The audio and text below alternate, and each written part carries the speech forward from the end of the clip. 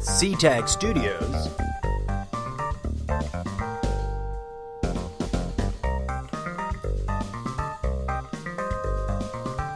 SeaTag Studios proudly presents the Almost Daily Zencast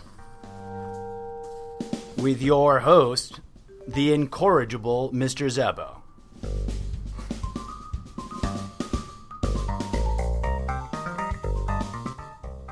Hi, and thanks for joining me for part 2. So, obviously, this is not a professional podcast. I'm just starting with what I've got, where I am. So you'll forgive background noise, the occasional emergency siren of some ambulance or something driving past the street I'm on, and, the little flaws that we'll encounter. Welcome back. So, I wanted to kind of continue the thoughts and wrap things up because I felt like that first episode was really only half the ideas I wanted to communicate. If you haven't listened to the first episode, I basically introduced myself and where I'm coming from. I am the incorrigible Mr. Zeppo, a transcendental postmodern mystic. I need a better title than that, but that's what I'm identifying myself as right now. What do I mean by that? Postmodern, in other words, here, now, in the very cutting edge of the time and place that we live, considering all that which came before us. Transcendental, mystic, in other words, my spirituality is anchored in the notion that the purpose and function of our experiences here is to achieve transcendence and enlightenment. And then, of course, I dove right in, started talking about Donald Trump. We definitely live in exciting times, folks. And I know that there's a lot to be afraid of. But here's something that I really wanted to address and that I didn't kind of quite get to in the first 45 minutes, so I figured a part 2 was necessary. Fear and division. It is what they want us to experience. Who are they? Those in control. Whoever they are.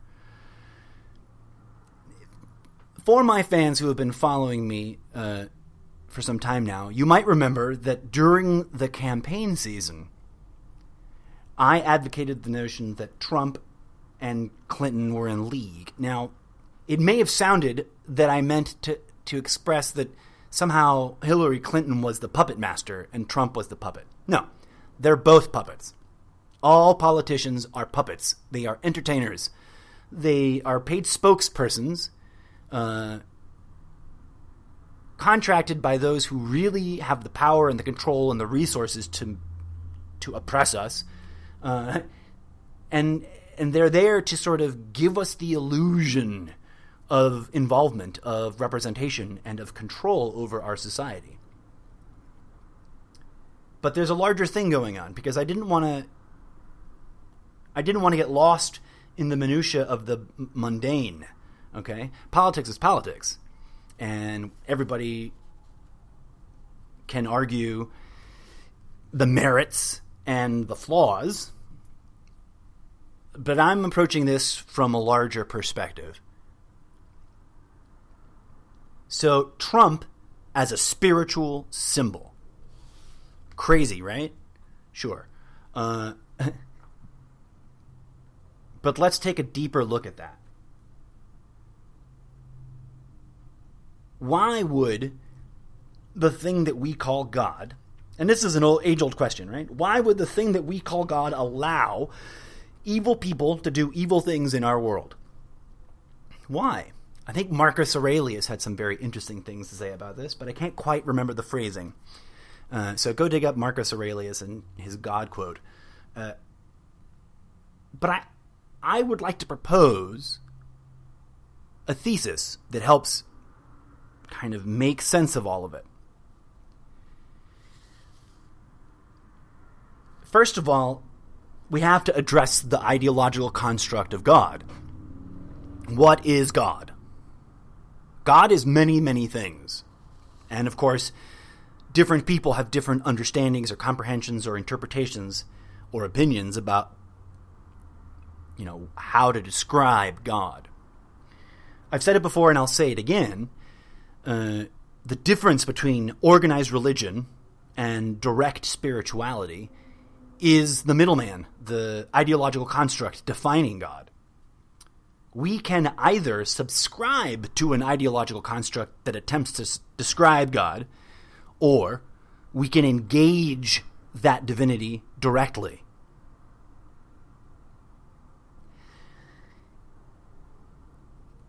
The reason organized religion exists today, and in most of what we might call modern history, is to keep us separate and away from the direct experience of the divine phenomena. Instead of having a direct experience, religion demands our belief and requires our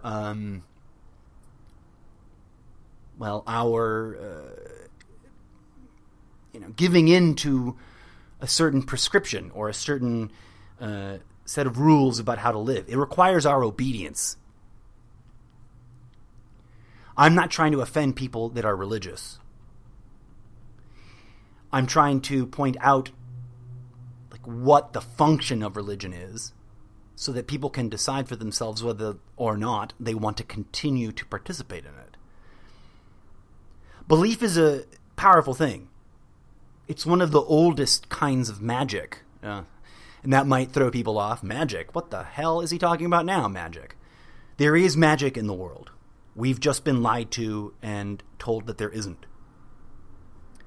And I don't mean magic like, getting what you want instantaneously. That's not what magic is, right? And I'm not talking about dazzling special effects or weird, crazy phenomena. I'm talking about the very miracles involved in being alive and participating in the universe as it is. One of the most challenging things about being alive today is that we're born into this world and immediately bombarded by ideological constructs about what other people think is going on in the world. And we have, as we go through life, we have very little opportunity to really deconstruct those ideologies to figure out whether or not they're very accurate. Why? Because it's discouraged. When you're raised within a particular ideological construct, whether it be Catholicism, Judaism, Islam, or statism, or republicanism, or democratism, any kind of ideological construct that defines your identity for you, you are subtly and sometimes overtly discouraged from questioning it, thinking about it, and engaging it in a way that liberates you from it. Why is that? The simple truth is that human beings we did this to ourselves. We are doing this to ourselves because it's sort of like the point. What do I mean? This universe is not an empty or inert place sitting around waiting for us to decide what to do or not do in it. The universe is alive. The universe is also an illusion. It's a living illusion. It's an organism and it's a hologram. These are apparently self-contradicting things, but they aren't really once you get past the nuance of ideological constructs. Belief is powerful because it operates in such a way that the more we believe in something, the more real it appears to be. Why is that? Because the universe is a relativistic place. That's kind of hard to comprehend at first, but the more you sort of sit in it, the more it starts to make sense. Take this mathematical example. This is a thing in physics that's kind of hard to imagine until you really just sit in it for a minute. So relativism, what does that mean? That means everything is defined by its relationship to everything else. Another way of putting it is this. Mathematically speaking, any mathematical point in the universe can be perceived as the center of the universe. The universe, in essence, has no center. And yet, of course, simultaneously it does, because all things have centers. The universe is vast, arguably infinite, but it is also bound by finite boundaries. We see the proofs of this, or the evidence of this, in the mathematical constructs known as fractals. If you've never heard of a fractal, other than in the song lyrics from that Disney movie about the Snow Queen, what's her name? With Frozen, where she sings about fractals. If you've never heard of that, it's a topic and an area of investigation that will really sort of fascinate you if you investigate it, and help really blow your mind open and change how you see the world. So the universe is one coherent unfolding of this fractal pattern that overlaps itself over and over and over again to create complexity. But when you break it down, it's the same pattern. Now, that might sound meaningless, right? But there's sort of a point to it. Once you dig past what appears to be real and you start understanding what actually is real. What do I mean by that? Economy, politics. These things are symbols. These things are ideas. Identities. These are ideas that we've invented. We invented the notion of currency. We came up with that. It doesn't exist in nature inherently, not before we invented it. They are illusions. Why did we invent illusions? Because we are illusions. What is meant by that? In part one, I said we are all like little movie cameras for God. You see, at the center of our experience, there is this phenomena of perception. We all have this. We all have this in common, the way all people, we call it the soul. We all know that we have a soul, except for those who have accepted the ideological construct that we don't. But what I'm trying to point out is that most people subscribe to a description of the soul that may or may not be accurate. Like, I don't have one. That's a adherence to a belief system. You believe that you don't have a soul because someone has convinced you of that. The thing is, you can tangibly and directly and personally experience the phenomena we call the soul. It's not easy. It's easier to ignore it. It takes a lot of effort and focus and honesty with oneself. Why is this important? Why am I pointing this out? And what the fuck does it have to do with Donald Trump? He is no different than us. If you are God, enveloped in a flesh envelope for the purposes of experiencing the life that you are living, then so is Donald Trump. Scary, right? I touched on the notion or the question about why would a benevolent, loving God, allow evil things to happen? But we have to step back from that model. That model that posits that question puts God outside of reality. Puts God as a clockwork maker somewhere else that's assembled this clock. So we're wondering, why would God allow the clock to fall apart or something? Why would we allow one part of the clock to break another part of the clock? But that's not the way the universe actually works. Think about it. Are trees assembled? Vegetation is an amazing, our sisters in plants and brothers, our brothers and sisters in planthood, that's what I'm trying to say. They are a symbol too. Everything's a symbol. This universe is a symbolic symbol system. To what end? And what was I talking about plants for? A tree is not assembled. You can't put one leaf and a stick together with another leaf and another stick and suddenly have a living tree, can you? No. How do you get a tree? You start with the seed, which is what? A singular point. But in that singular point, everything that will become the tree is contained. If you split that seed open, it cannot become a tree. But if you plant that seed and let nature take its course, the seed grows and becomes, by unfolding itself, it becomes the plant that you planted. It's an endless circle, too. The plant grows up, It produces seeds, the seeds get planted, etc., etc. This is how the universe works. God is the singularity that is simultaneously giving birth to the entire phenomena and enjoying it, receiving it, perceiving it, experiencing it. And this can be personally and directly experienced. Now, I've been accused on more than one occasion of claiming to be enlightened. I'm not claiming to be enlightened. All I'm saying is 20 plus, almost 30 years worth of being curious about this subject has led me to conclude that enlightenment is real. More real than, say, interest rates. Interest rates are not real. They are just an idea that we are all adhering to and allowing to exist. If we all united and said, hey, we don't want interest rates to exist ever again, they would cease to exist. And we could continue our lives and figure out another, something else to do other than interest rates, and that's just an example. So the universe functions the way the universe functions. And on top of that, we have these ideas that we debate and argue and get into wars over, which is ridiculous, right?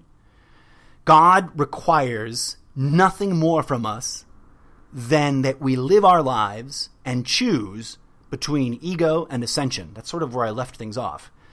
What does that mean? Albert Einstein said the universe is an illusion, albeit a very persistent one. Okay? That's why it's hard to prove that it is an illusion. But we can see it. We go down to the quantum mechanical level, and the impossibly solid feeling steel tabletop suddenly is a floating foam of virtual nothingness that's vibrating at a particular frequency. Don't take my word for it. Go check out, the cutting edge of quantum mechanical physics. At the core of reality, there's this seething foam of nothingness that's producing all of this concrete things that we think of as real. And we are a part of that. We've been asking ourselves, what is the point of life for as far back as we can recall? And my argument, my thesis is that at one point we were approaching a deep practical comprehension of the idea that the universe is an organic hologram, a living organism in and of itself, and a classroom, a place where we endure both suffering and joy, the greatest of heights and the lowest of lows, the light and the dark. And the lesson to be learned here is that the light and the dark are not mutually exclusive. They are not enemies. They are not trying to destroy each other. They are twins, interacting with each other to create this phenomena and also to reintegrate with each other. That is why, in practical terms, in pragmatic, everyday, normal, real-life terms, we can never fight evil to the point of eradicating all evil. That's a nonsense idea. It's an ideological construct that does not accurately describe the universe and how it works. Why does that ideological construct exist? That we must fight each other, that we must destroy someone else in order to win, in order to gain what we need? It's mind control, right? Like I was saying in part one, the profiteers decided a long time ago that they'd rather keep us ignorant of enlightenment than enjoy the process of transforming to whatever happens next. That's a big thesis there, that once we achieve a species-wide enlightenment, we will literally transform and transcend at the individual level and at the species-wide level. But so, okay, great. So maybe you agree. Maybe you just say, okay, whatever. I don't understand how he came to this conclusion, but fine, I'll bite. What now? The resistance cannot be about fighting. if we lower ourselves to fighting, then we become no better than that which we are fighting. I was having a discussion with someone who's very angry about white supremacy and about the apparent depth of involvement of, organizations like neo-Nazis and the KKK in this movement of Trump fans. And that incident where that one overt, neo-Nazi was punched in the face. And they were explaining to me, someone was trying to explain to me in the world and on their social media platform. And I'm not trying to criticize them or hate on them, right? I'm just trying to share the ideas we had in this conversation. But they said that punching a Nazi is the right thing to do. Now let's investigate that. Let's not get hung up on Nazis and the past and World War II just yet, because that's a whole other can of worms, right? Let's just limit it to someone is violent, which upsets us and makes us angry. Therefore, we respond to them with violence. What have we done? Have we solved the problem? No. We've perpetuated violence. We've become that which offended us. Now, I won't deny that it was funny and entertaining and kind of felt good to watch that guy get clocked in the face. But if I'd been there, I would have tried to stop that guy from clocking him in the face. You know why? Because as soon as we lower ourselves to that level, then violence wins. We have to transcend violence. What is violence? What is that urge? Why do we get angry and want to be violent? Because everything in the universe is a choice between the downward spiral of ego trap, violence, greed, all those things that we have warned ourselves again and again throughout the centuries through various spiritual movements. They are a trap, and they are an inherent aspect of this universe because that is the lesson. All right? And in order to learn the lesson, many of us flesh avatars, many of us individuals sort of play out this role of being evil. I just said we warned ourselves about this over and over again throughout the centuries. There's an old mythos, the Hydra and the many heads, right? What's the lesson of that? You can never finish cutting off Hydra's heads because 2 more crop right out. That's the problem of violence. Someone else put it, you can't kill people who kill people to teach people that killing people is wrong because you've just killed people. That means someone's got to kill you. It's a vicious spiral. Ascension is a virtuous spiral. If one, the ego trap, is spiraling down, then the other one is spiraling up. Don't have enough time to go into that just now, but because I want to bring it all back to Trump and what can we do? What can we actually do? If we understand that Trump is one of us, and he's caught in this vicious spiral of ego trap, and we can see that and identify it, the very notion that we can comprehend that means that we have an opportunity to help rescue him and everyone like him from that ego trap. Crazy, right? Sounds crazy, I know. The moral, spiritual calling, the moral imperative, the spiritual imperative of our era is to liberate our minds and our bodies and ourselves from all the cultural conditioning, from the very notion of being an American. As much as we love America, which is great and all, I'm not anti-America. What I'm saying is we have to liberate ourselves from the ideological construct of being Americans. Why? Because we're more than that. We're human beings. And we're more than that. We need to liberate ourselves from the ideological construct of being human beings.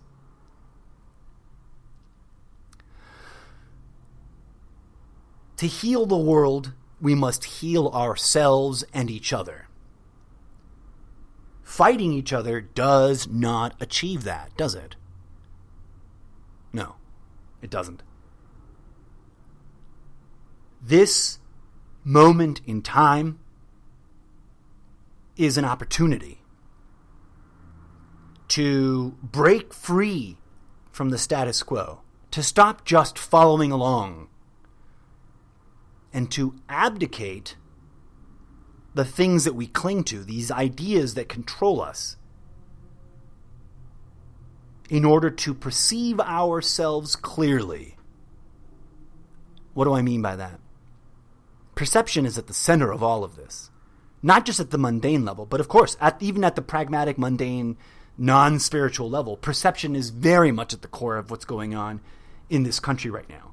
Trump is presenting his preferred way that he wants people to perceive him while doing a bunch of other things. All right?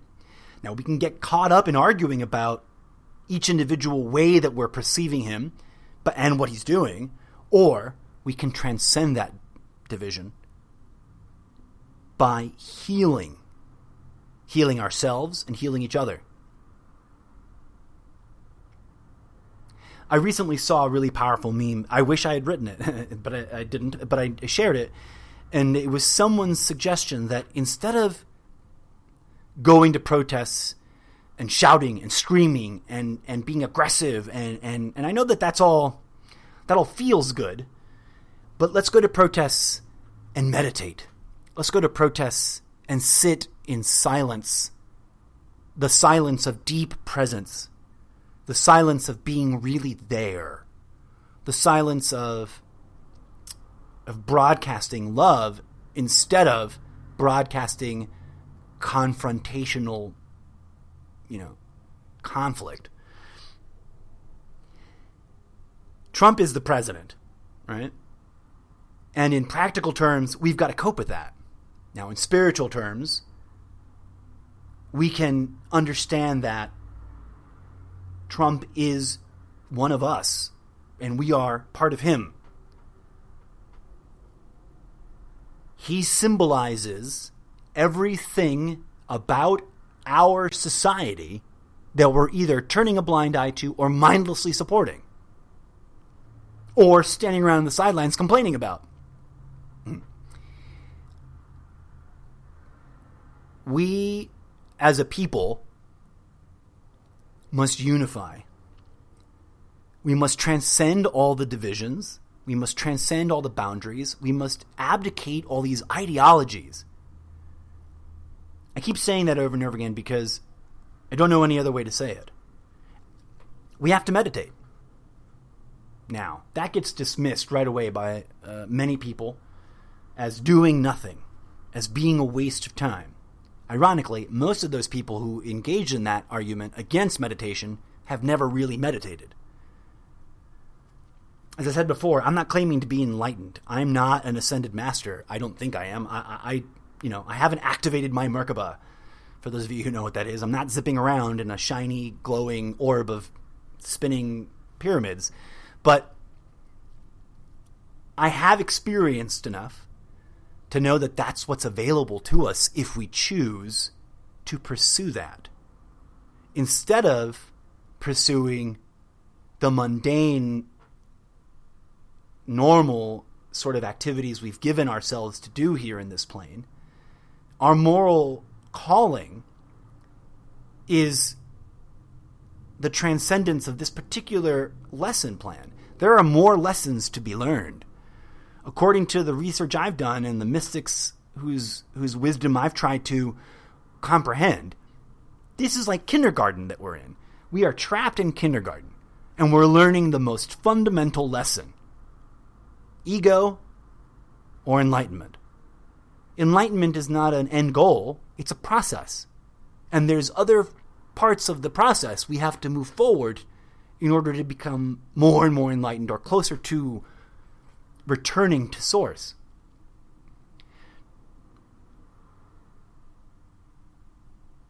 Now, I applaud everyone out there who's been standing up to the president through protest. But if we took a really hard look at everyone that is standing together against Trump, you'll find all kinds of divisions there. It's sort of like we're all unified because we all don't like this one guy. But as soon as that one guy is no longer part of the game, we're all going to fall back to our previous positions and still be divided enough to not be unified. As we move forward in this new era, we have to disentangle ourselves from the distractions because they work really well. I fell for it, and I'm a spiritual guy, you know. I just spent 2 months being obsessed with watching Donald Trump in the news, various outlets, and reading and listening to what he's got to say instead of, you know, speaking what I have to speak. And that was a trap. That was a trap that blocked me creatively and prevented me from achieving things I could have achieved before now. And it hit me. Like, I got to practice my own advice. I got to practice what I preach. And what am I trying to preach? I'm not a preacher, but what am I trying to share with the world? It's simple. We can fight this guy, or we can heal ourselves as a species. We can fight this little fight here about this one guy who's a dick, or an asshole, or a tyrant. Because he is all those things, right? Or we can heal him by healing ourselves and each other. If we just fight the little fight, Donald Trump is only one of Hydra's many heads. And someone will step up to replace him. It's like the conundrum that everybody who opposes Trump has been, you know, sort of laughing at. If we impeach Trump, then we're stuck with Mike Pence. Out of the frying pan into the fire, right? The solution is not to fire him. The solution is not to impeach him. The solution is not to give in to his crazy either. The solution, the long-term solution, regardless of who's in office or what country you're in, the long-term solution is the healing transformation of transcending our own boundaries and achieving a spiritual comprehension of the lesson plan and where we are in that lesson plan, and helping each other to recognize that. I've said it before and I'll say it again. There's no way that I can prove to you that what I say is true, but I can show you the door through which I entered my spiritual exploration to discover what I think is true. You can lead a horse to water, but you can't force them to drink, right? Well, I can lead you to the water, or to the door, or to the inner sanctum. So can many others. I'm no different or more, special compared to. There's plenty of people out there that are speaking the same sort of message. Pick your favorite guru. But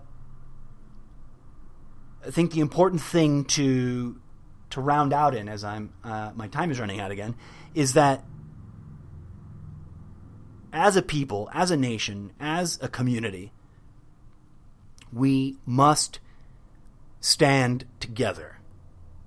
And the beginnings of that is forgiveness, compassion, love. Everything that Jesus, Muhammad, Buddha, Gandhi, Malcolm, King, everybody who ever spoke to this.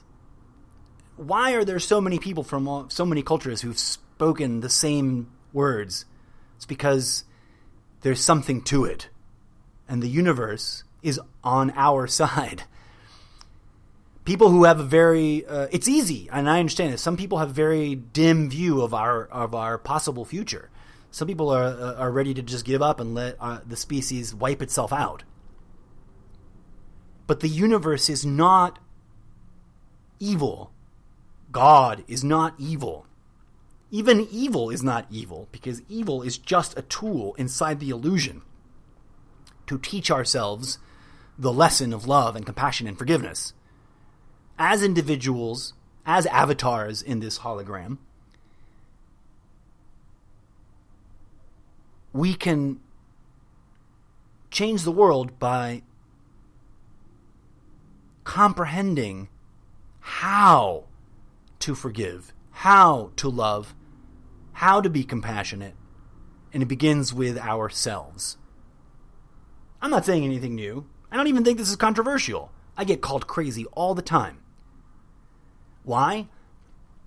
Our society wants us arguing. It's always more fun to be like, nah, you're crazy and my idea is better. It's not the approach that's going to help us solve anything, though. Meditation is about abdication. That's a really strange concept at first. Give up everything. Give up everything. And what are you left with? The truth. If you give up everything, you are left with nothing but the truth. I'm not here to tell you that that is the truth because I think so. I'm here to encourage you to go discover it for yourself.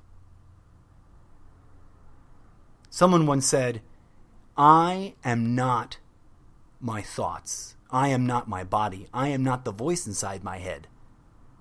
Then what am I? I am that which perceives.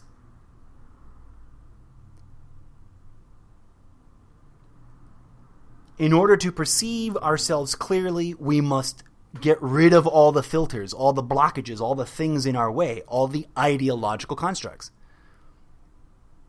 People like Trump are here at the pragmatic level. They're on an agenda, right? The profiteers want to profiteer. The warmongers want to go to war. The kleptocrats want to make as much money as possible out of public service. None of that is going to help us solve the problems that we face. They know that. So instead of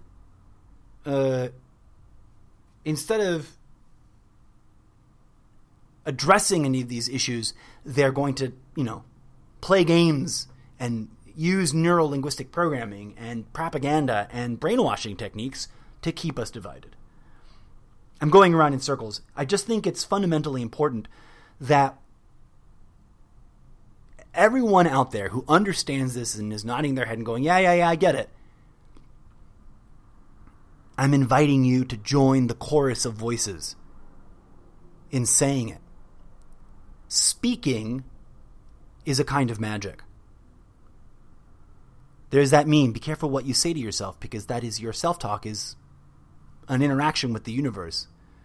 Your self-talk is a kind of magic that programs your own brain. We are only limited by the ideologies or the belief systems or the sentences that we say inside our heads about ourselves.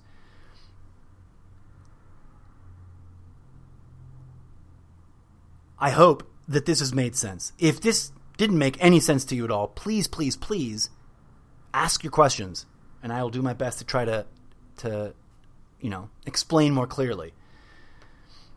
And if you already get what I'm saying, then let's team up. Let's join together to share these ideas and these practices that can help the world save itself from itself.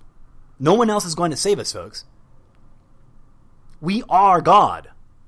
So God's not going to show up and go, hey, everybody, it's okay, I'm God, I'm here to save it. Save the world, save the people, save the planet, save the universe. No, he's not. Why? Because he already is in us.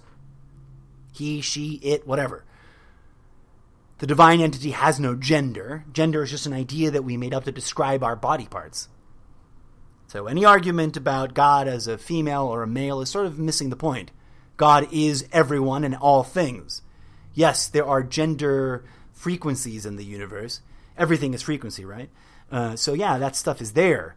But it is not what defines God. What defines God is purely the act of projecting and perceiving this holographic fractal that we call reality. For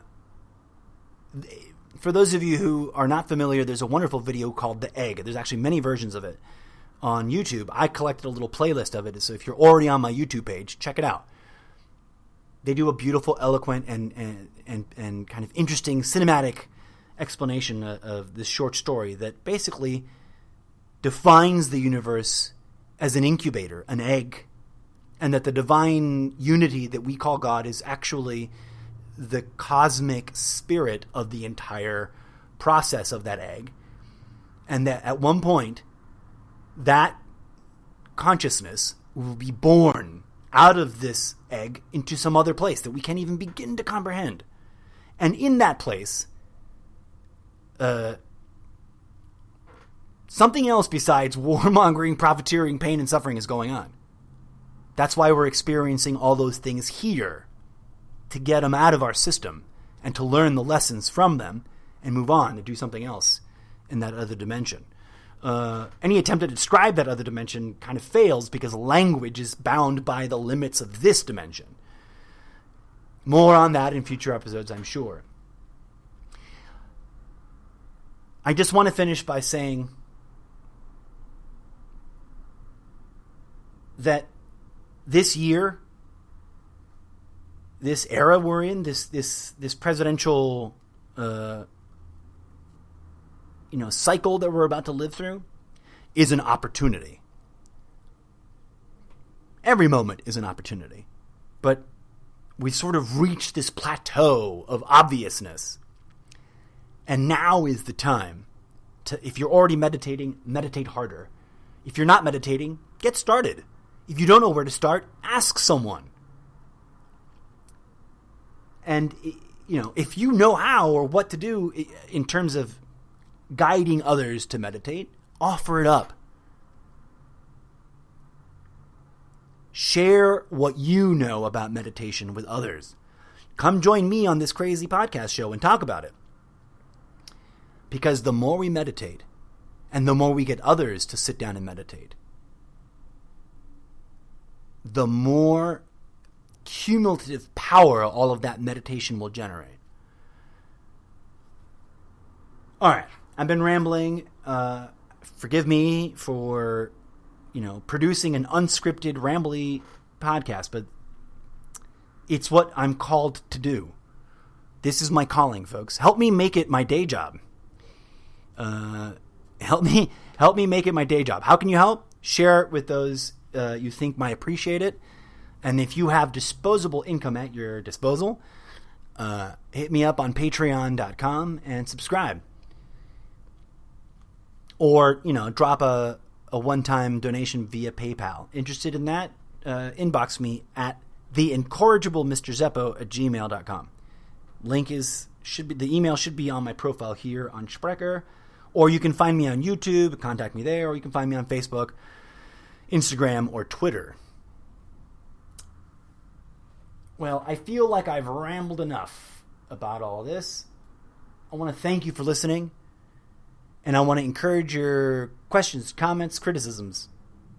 The only thing I will not engage in is a back and forth of hate speeching, because that's pointless. If you hate what I've got to say, fine, that's your right. But don't spew that hate all over the internet, because all you're doing is engendering more hate. Go meditate on your hatred. All right, I'm going to shut up now. And I'm going to get busy with other projects. Oh, by the way,